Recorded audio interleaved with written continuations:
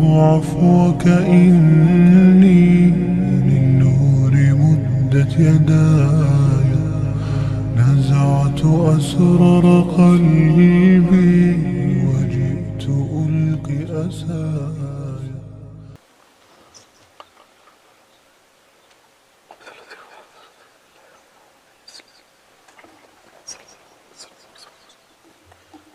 First thing, inshallah, ask to can everybody just squeeze and move up, inshallah.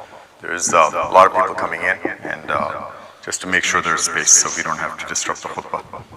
Just move up as much as you can. If you see gaps, just fill them, inshallah. And if you don't see gaps, just create some. Alhamdulillah. Alhamdulillah. Alhamdulillah, nahmadu wa nasta'inu wa nastaghfiruh. ونعوذ بالله من شرور أنفسنا ومن سيئات أعمالنا من يهده الله فلا مضل له ومن يضلله فلا هادي له ونشهد أن لا إله إلا الله وحده لا شريك له ونشهد أن محمدا عبده ورسوله أرسله بالهدى ودين الحق أرسله بالهدى والنور. All praises to Allah subhanahu wa ta'ala. We praise Allah. We ask Allah subhanahu wa ta'ala to guide us. We ask Allah azza wa jal to protect us. We ask Allah to protect us not only from all the wrong, all the evil, the chaos, the madness that is around us, but we ask Allah subhanahu wa ta'ala to protect us from our own desires, to protect us at times from our own inclination towards that which is wrong. We recognize the fact that those whom Allah subhanahu wa ta'ala guides, no one can lead astray.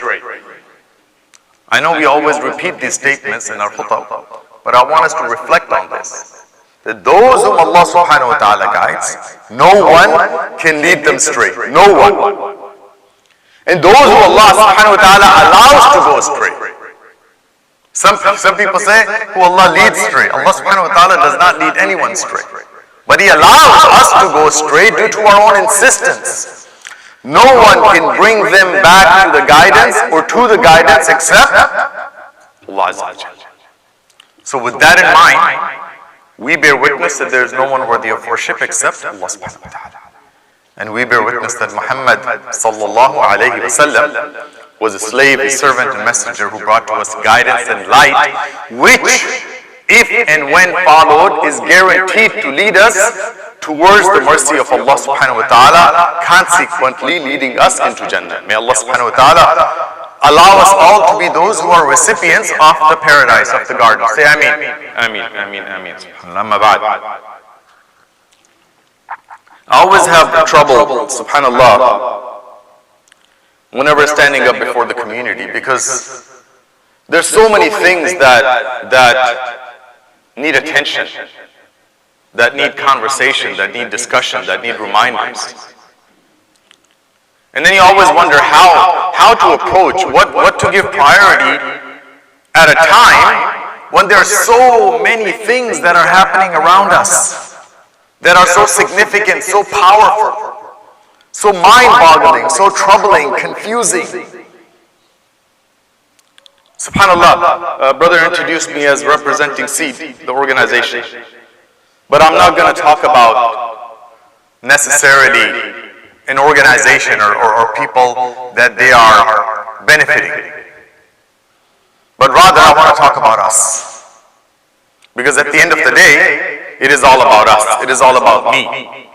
And to each one of us, it's all about you. And to try to understand and determine and come to full terms with who we are as we spend our time, this temporary, limited time in this dunya. It is important for us that we constantly reflect upon this time that we have been given and recognize the temporary nature of this existence. Because wallahi, as we all know, that while this is temporary, and that is a fact, and that is a fact that none of us have any doubt about. It is very difficult to grasp life beyond.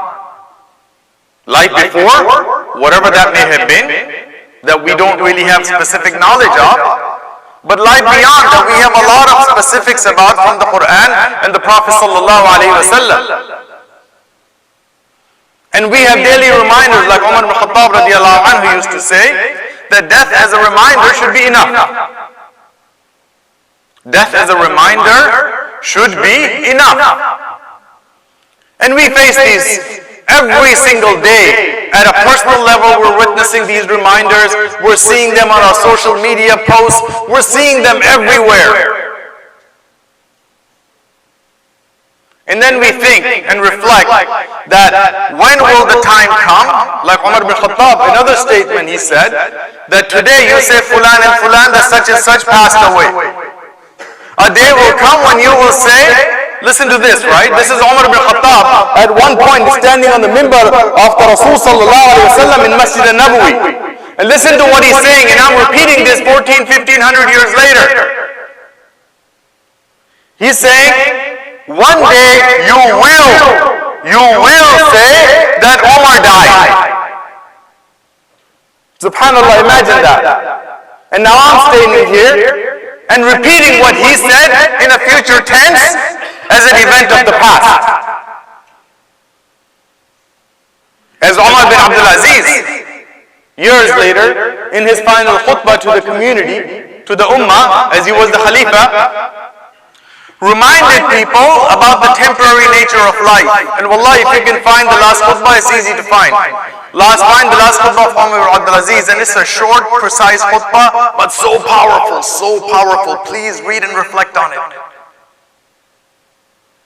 And one of the things he's saying to the congregants, to the people attending just like us, hundreds of years ago, a time will come when none of you will remain. SubhanAllah. None of you will remain. A time will come when none of you will remain. Subhanallah. Inna lillahi wa inna ilayhi raji'un. So we see every day somebody in Gaza. Now we see people in Lebanon. Subhanallah, we see just people all over the world. And you know what's interesting, brothers and sisters? All the suffering that we see all over the world. You know what's odd, and it's an interesting fact for us to explore and think about? Is most of these atrocities and things are happening to who in the world? Muslims. Muslims. Leave alone the atrocities of killing and all of that. Some statistics say that there are 1 out of every 14 people in the world is a refugee. 1 out of 14 people, if you were to gather them, would be a refugee. And what's interesting and shocking is that 80% of those refugees are Muslims. Wallahi, brothers and sisters, this is the ummah of Muhammad sallallahu alayhi wa sallam. This is not just anybody. These are people who proclaim the belief in Allah Azza wa Jalla. We are not those refugees. Maybe some of us have been. A lot of us, the ones especially who have come from other lands, not those born and raised here necessarily, even some of those who are born and raised here. We've come from, as they label it, as third world. We've seen a different life. We've experienced a different life. The immigrant generation came here, why? For a better life. Because life there wasn't that good. So now we are here with all those material comforts. But we remember. But not every generation born and raised here may remember, may recall, may understand, may have a comprehension of what's going on over there. But now we see it. So it is important for us to ask, this month, Rabiul Awwal, right? This month was what? Who was born in this month? Our beloved Muhammad sallallahu alayhi wa sallam. And who passed in this month on the same day? Rasul sallallahu alayhi wa sallam, oddly enough, the same day. But a lot of times our discussion and controversy in the community is around what? Celebrating the birth of the Prophet sallallahu alaihi wasallam, whether we should or whether, and subhanAllah, sometimes I'm sorry I'm not saying this or that, but I just wonder, is this time for us? Do we have the luxury? Wallahi, do we have the luxury to engage in those conversations? Do we have that luxury? But what is important is to think about that day. On that day of 12th Rabi al-Awwal, aside from the birth, when they were returning from the janazah of Rasulullah the days after when he was buried, and they're walking back. Imagine this. Imagine what they just did. Wallahi, 7 months ago I buried my young son on a Friday after Jummah, who died in an accident. On a day like this. And I couldn't grasp what I was doing. That I was actually, we dug a hole and we put my son and we covered him with dirt. And then I was reflecting on Rasul sallallahu alayhi wa sallam as they were returning from doing the same thing to him. And Fatima, radiallahu anha, she's standing at the doorstep of her house. And she's seeing the men, the people coming back from the cemetery. Or from the burial in the masjid. And in front of them was Ali, radiallahu anhu, her husband, and the cousin of Rasul sallallahu alayhi wa sallam. And I want you to listen and think about what she said to him and them. She looks at her husband. She looks at her husband, who was raised by the Rasul sallallahu alaihi wasallam, who was one of the first, the youngest people to accept Islam. Imagine the trauma that he is going through after what he has just done. And she looks and she says to him, how did it feel to pour dirt on the Messenger of Allah? Sallallahu alayhi wa sallam. Subhanallah, what a, I don't even know how to characterize this question. Just come forward, brothers, and people standing in the back. Just come forward, please. I cannot characterize such a question, and I cannot imagine being on the receiving end of that question, nor I can imagine the feeling of a daughter whose father was Rasul sallallahu alayhi wa sallam. And now she's saying, how did it feel? She didn't say why or why not. She said, how did it feel when you did that? So we want to remember the Prophet ﷺ. There's a lot for us to think about.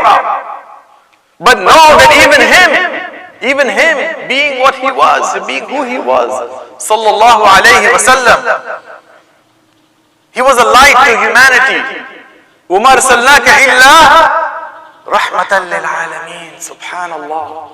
Rahmatan lil Alameen. The rahmah had been removed and buried. And the daughter said, how did it feel to pour dirt over this rahmah? And Ali says, wallahi, if it wasn't for the command of Allah, we would not have been able to do such a thing. But the point for us is not to weep necessarily about that. The point for us is to reflect on those 63 years preceding that moment. To see what do we take from it and how do we relive it. How do we get away from the distractions of this dunya?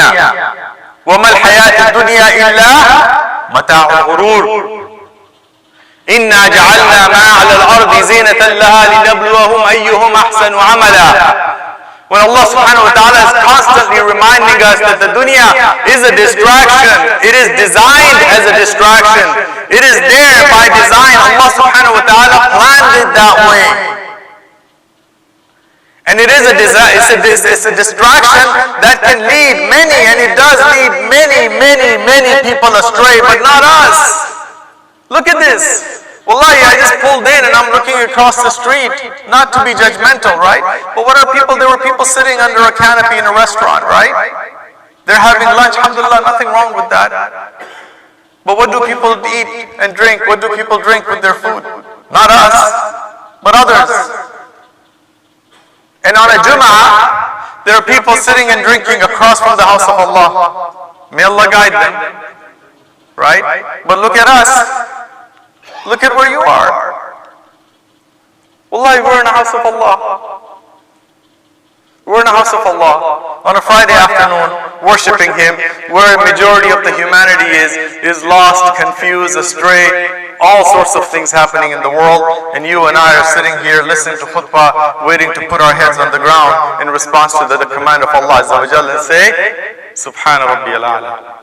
Glory be to Allah the Most High. What an honor. What a privilege. What a blessing.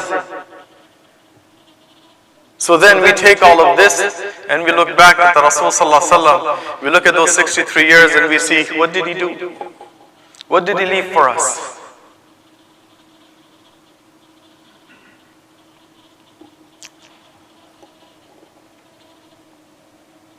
It is a troubling world, brothers and sisters. Every day we see pictures of families. Families. Not an individual from a family or not one or two people. Before it was just Gaza. Of course, it was not just Gaza. Now Lebanon. And then you just, I can't even, I'm an adult, I've lived here long enough, lived through all kinds of things. I can't grasp a world that I have never seen this world in my lifetime. Where you can slaughter, not kill, slaughter, destroy, terrorize innocent people and justify it. Justify it. It's one thing that bad things happen. It's one thing that accidents happen. There are natural disasters. But what kind of an evil does it take to destroy and terrorize a people and justify it and blame them for that? And then even say things like, oh, subhanallah, not subhanallah, it is Hamas's fault, or it is this fault, or that fault, that we are killing innocent people, that, oh my God, we are burdened, we're killing innocent people. How terrible a thing they are making us do. So this is sympathy. Subhanallah, how conniving and devilish concept to seek sympathy after committing genocide. And a portion of the population of the world, especially here in the West, not only agreeing with this, but supporting it. But not the young people. I hope you're looking at statistics. That's why, brother, I think Talha, whatever his name was, wallahi, what he was standing here talking to us about voting and activism, wallahi, it's time to get on with it. It's time to get on with it. It's time to get on with it. This is what makes a difference. This is how AIPAC came into existence. Through activism. We talk about how powerful they are and how they control everything. It didn't happen overnight. And it didn't happen because people were favorable to them. The people wanted to support them. They worked hard to get to that point. We have more resources. We have more power. And aside from material resources and power, you know what we have that they don't? We have Allah. And we have the light and the example of Rasul sallallahu alayhi wa sallam. May Allah subhanahu wa ta'ala help us be those who look at the example of the Rasul sallallahu alayhi wa sallam in depth. And may Allah subhanahu wa ta'ala give us the patience, the courage, the strength to relive, literally relive the life of the Prophet sallallahu alayhi wa sallam through our lives and facilitate that reliving through the lives of our family members and our community and humanity at large. Say Ameen. Ameen, Ameen, Ameen. أقول قولي هذا واستغفر ولكم ودعوني أستجب لكم إن شاء الله. Ask Allah and He will respond.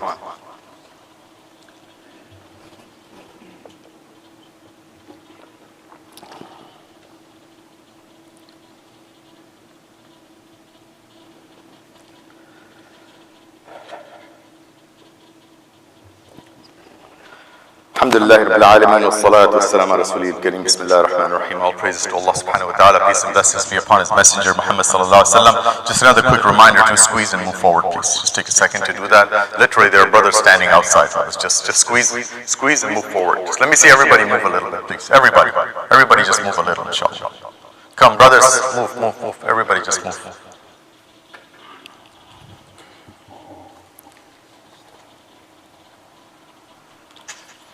The love of the Prophet ﷺ, just a simple example as we come to the conclusion of this khutbah.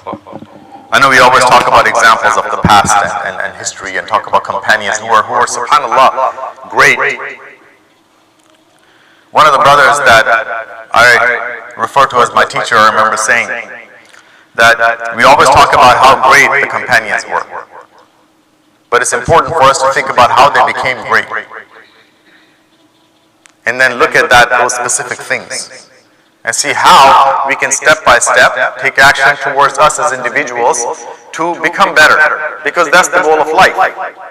The whole purpose in life is to become better little by little. SubhanAllah, Imam Ahmad, rahimahullah. And I want you to think about this statement because I still haven't fully come to terms with it. One of his close, intimate friends, who supposedly knew him for 20 years, and he said this. He said, I knew Imam Ahmad for 20 years, and each day I knew him, he was better than the day before. SubhanAllah. How? Not how better. Better to a point where it's visible to somebody who knows you well. It's okay to be, we can all be better. I could be making, or you could be rather, could be making a qiyam and you didn't before. Nobody would know that. It's between you and Allah, and it should be. But of course, there will be visible consequences of it that would be apparent in our behavior and how we manage our lives, because that's part of the goal of the qiyam. But here, the friend is saying, right, he's seeing things better than the day before, and that's for 20 years. So what happens after a week, 2 weeks, 3 weeks? Every day you're better than the day before. What happens to that person in a month, in 2 months, 3 months, a year, 20 years? And that's the goal of life. Until when? Until we return to Allah subhanahu wa ta'ala. Wallahi, there was a friend of mine, a brother. I used to sit with him while he was a friend. At the same time he was a teacher. We used to sit in a halaqah together for many years. And I remember back in the day when we were single, younger, we were sitting together in a restaurant, you know, having some coffee and stuff. And I saw him recently when he was here for my son's janazah, and he was actually with me doing the ghusl. And in the ghusl he reminded me that, do you know I had a brother when I was younger who passed away? I said, I know very well you had a brother, and here's why I knew about his brother. That day, 3 decades ago, when we were sitting in that restaurant, he started to share with me that when he was about 13 or 14 years old, he had a brother who was about a year and a half apart in age with him. And he said we grew up together. The whole life until that point, we spent close to each other. We were tight. And then around the age of 14 or so, he passed away. And he was telling me how that event was terribly traumatic for him. That it weighed heavily on him and his family. That how he had a hard time trying to get over and manage it. And all that conversation taking place, he's talking to me with no expression of emotion. He's in full control, so to speak, if that's the right word, of his emotions. No tears in the eye, no shaking of the voice, nothing. He's able to talk about his own blood brother who he grew up with dying in full control. Moments later, somehow the conversation went from that to the death of the Prophet ﷺ. 1400 years ago, a person that he never met, I never met. And as he began to talk about certain events around the death of the Prophet ﷺ, I noticed his expressions change. I noticed his eyes welled up. And his voice started to shake a bit, and he became very he became teary-eyed. He couldn't talk anymore. And you know, men, we try to be tough and macho, right? We don't want to express our emotions and so on and so forth. So as he got that way, he just got up and he left and he went to the bathroom. Probably to cry it out. And as he was gone, I'm sitting there on my own. And here are my thoughts. I'm thinking, here's a man. He was maybe about 6 or 7 months. He's about 6 or 7 months younger than me. Here's a man who could talk about his own blood brother's death and not be overcome with emotion, yet he cannot talk about the death of the Prophet ﷺ without being emotionally overcome. So what kind of a man is that? SubhanAllah. That's something to think about, right? And I'm thinking, what's in his heart for the Rasul ﷺ? How much is the love of Allah and the Prophet in his heart that he can discuss it?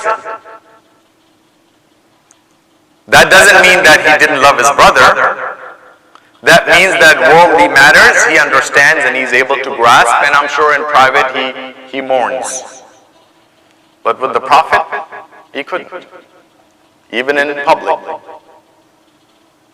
So we want to talk about the love of the Prophet ﷺ. That is something for us to think about. How do we feel? How do we feel about the Prophet? How do we feel about Allah? Right? Even Allah subhanahu wa ta'ala in the Quran, I often repeat this ayah. When Allah subhanahu wa ta'ala is describing the believers in the Quran, He says, أعوذ بالله من الشيطان الرجيم, إنما المؤمنون الذين إذا ذكر الله وجلت قلوبهم. Subhanallah. That believers are those that when Allah is mentioned,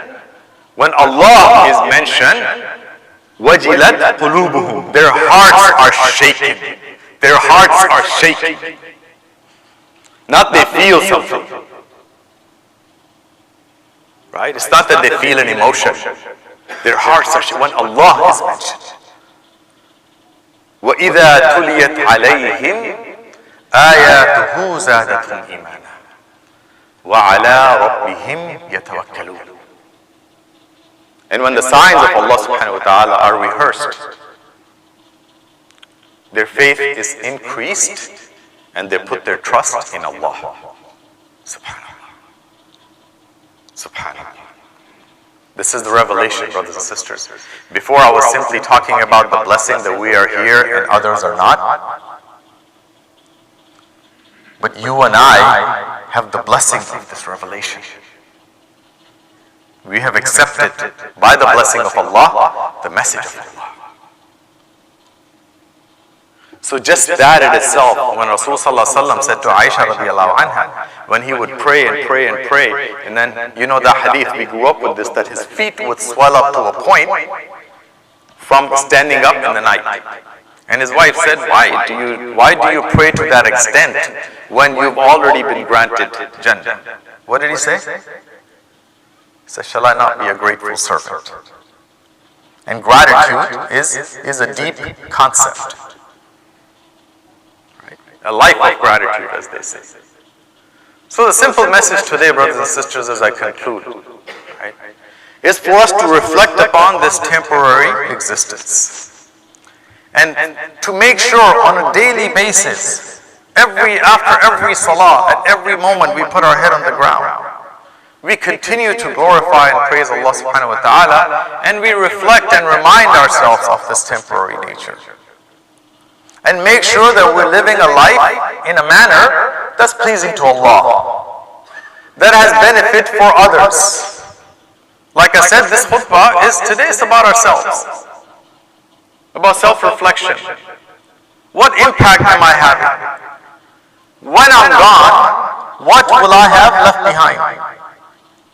Like some time ago, I remember, subhanAllah, this happens all the time, right? When I was in Irving, a school, I was working there. Within that year of 2017 and 18, we had 3 or 4 young brothers, parents of little kids in the school, pass away. One was 39, one was 41, another one 41, 42. Just all of a sudden. No history, heart attacks, and you're just like, subhanAllah. Right? And one of the brothers, and this is common, I'm just using a specific example, Sheikh Omar Suleiman, this young man, may Allah bless him, used to live in the Valley Ranch community. And Sheikh Omar Suleiman, when talking about this brother, he was highlighting how he was so helpful. He was always there when somebody needed help. He highlighted how he prayed in the first row. He was always there for Fajr. And it's interesting that in dunya, right, when people are highlighted, right, and this is a trend now on social media, right, to present yourself, right, even here. So how do we assess people in the dunya? And I'm generalizing, I'm not judging each one of us that we do that. But all of us in some capacity, we have this humanity within us, if I use the right word. We look at somebody's cars, and now this is a big thing, the watches, right? You know, this wasn't a thing for the longest time. When we were younger, yeah, watch was a big deal. Then for a while it went away. And people used to joke with me, even my son used to, Baba, why do you wear a watch? We got time on here. So I was saying, it's just something I like to do. It's not about time. But now it's a big deal. They keep putting on social media, oh, this guy, or this Indian billionaire guy, whatever his name is, right? Oh, $3 million watch. This outfit, he wore $4 million watch and all of that. Or this kind of car and this type of house. And wow, look at the clothes he's wearing. That brand name shoes. And just your outfits are like $10,000 and this and that. And then when somebody passes, especially amongst us Muslims, right? What do we talk about? Do we say when he died he was wearing a 10 grand Rolex? Oh, this man died in an accident, but he was riding in a Benz. You know, it was a $140,000 car he died in. He was wearing a brand name suit, 20 grand for a suit. Just when he died, the clothes on his body were worth like 40 grand. And the car was another 140. He was somebody. No, what does Sheikh Umar talk about? What do you and I talk about? We prayed in the masjid. He helped people, or she helped people. Because we know what matters. So now, it's challenging for us to connect the reality as we understand it, alhamdulillah, with the reality that we live and see how we can close that gap, because it's human. It's human. We're human beings. We're created that way. So it's not that because we are sometimes materialistic that makes us bad. No. We are like that by design, and now the challenge is how we can do our best to get as far away as possible from that and towards the reality. We'll never get there fully, but it's the struggle. And that's life. That's life. So we can either get caught up, right? That you compile and piling up the materials of this world until you reach or visit the graves. There is multiple meanings and explanations of that, but the literal one is obvious. Or we spend time doing something good and following the traditions of the Prophet sallallahu alaihi wasallam. So after the khutbah, brothers and sisters, after the salah rather, I'm going to do another khutbah. I'm just kidding. I'm going to need about 2 or 3 minutes of your time. I said I'm not going to talk about seed. I'm going to talk about us in the khutbah, to reflect. But for maybe 2 minutes or so, I am going to talk to you about this after the salah. And I would appreciate it if in tradition of the Prophet ﷺ and in reflections of his life, inshallah you give me a few minutes. If you're in a rush and you have to leave, you absolutely have to leave, which some of you are working, understandable, please don't leave without dropping something in the box or making a donation. But if you can give me a couple of minutes, it'll be a blessing for all of us, inshallah. May Allah subhanahu wa ta'ala help us and guide us to the right path. إن الله وملائكته يصلون على النبي يا أيها الذين آمنوا صلوا عليه وسلموا تسليما اللهم صل على محمد وعلى آل محمد كما صليت على إبراهيم وعلى آل إبراهيم إنك حميد مجيد. Ya Allah, help us and guide us to the right path. Ya Allah, protect us from all the wrong that is around us. Ya Allah, give us the ability to self-reflect. Ya Allah, give us the ability to study the life of our beloved Muhammad sallallahu alaihi wasallam.